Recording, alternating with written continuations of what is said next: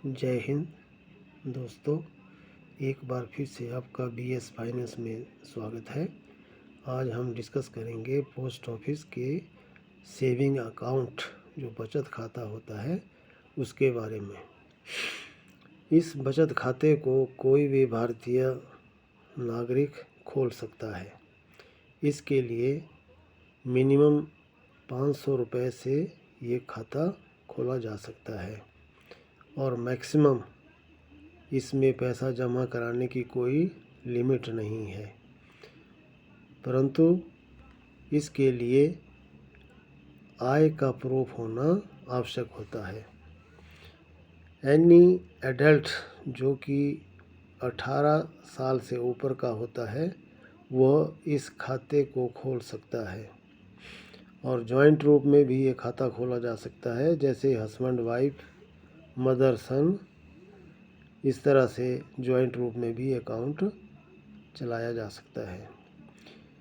खाता खोलने के लिए जो ज़रूरी डॉक्यूमेंट्स हैं वो पैन कार्ड, आधार कार्ड तथा 2 पासपोर्ट साइज़ की फ़ोटोकॉपी लगती है। स्मॉल चाइल्ड के अवस्था में उस बच्चे का जो खाता है वो गार्डियन के बिहाफ में खोला जा सकता है तथा उस खाते को गार्डियन ही चलाता है।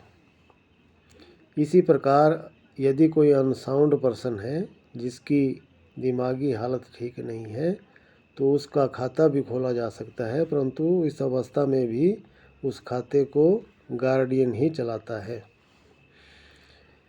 विथड्रॉल की जो मिनिमम अमाउंट है वो 50 रुपये है, अर्थात यदि कोई व्यक्ति बचत खाते से पैसा निकालना चाहता है तो वो 50 रुपये से अधिक निकाल सकता है। 50 रुपये से कम निकाला नहीं जा सकता। इसी प्रकार जो मिनिमम डिपॉजिट है वो 10 रुपये है। इस तरह से इसमें जो डिपॉजिट होगा वो 10 के हिसाब से होगा, फ्रैक्शन में नहीं होगा, जैसे कि 110, 120, 130, 140 इस तरह से इसमें डिपॉजिट किया जाएगा। यदि फ्रैक्शन में कोई जमा करना चाहे जैसे 107, 112, 126 तो इस तरह से इसमें अमाउंट जमा नहीं होगा। तो मिनिमम अमाउंट जमा करने के लिए 10 रुपये और विड्रॉल करने के लिए 50 रुपये कंपलसरी है। इसके अलावा खाता चालू रखने के लिए 500 रुपये का होना ज़रूरी है। यदि बचत खाते में 500 रुपये से कम अमाउंट है तो उस अवस्था में विड्रॉल नहीं की जा सकती। इसी प्रकार यदि खाते में ज़ीरो बैलेंस है तो उस खाते को डिसकंटिन्यू भी किया जा सकता है।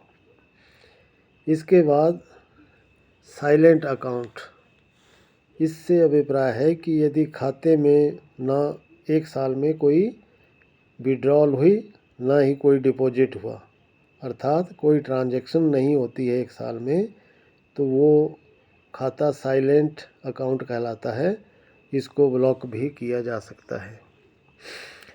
उसके पश्चात बचत खाते में जो इंटरेस्ट रेट प्राप्त होता है, यदि वो 10,000 से ऊपर है तो उसके ऊपर टैक्स लगेगा और ब्याज के रूप में यदि 10,000 से नीचे टैक्स प्राप्त होता है, ब्याज के रूप में यदि 10,000 से नीचे आय होती है तो उसके ऊपर कोई टैक्स नहीं लगेगा।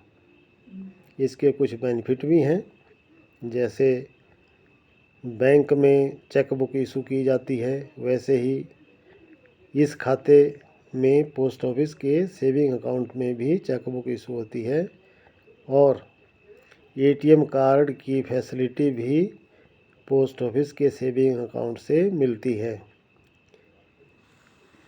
तथा जो ई बैंकिंग फैसिलिटी है वो भी इस जो बचत खाता है उसके द्वारा दी जाती है। तो ये थी कुछ जानकारी पोस्ट ऑफिस सेविंग अकाउंट के बारे में। अच्छी लगी हो तो लाइक करें, शेयर करें और सब्सक्राइब करें। Thank you for watching this video.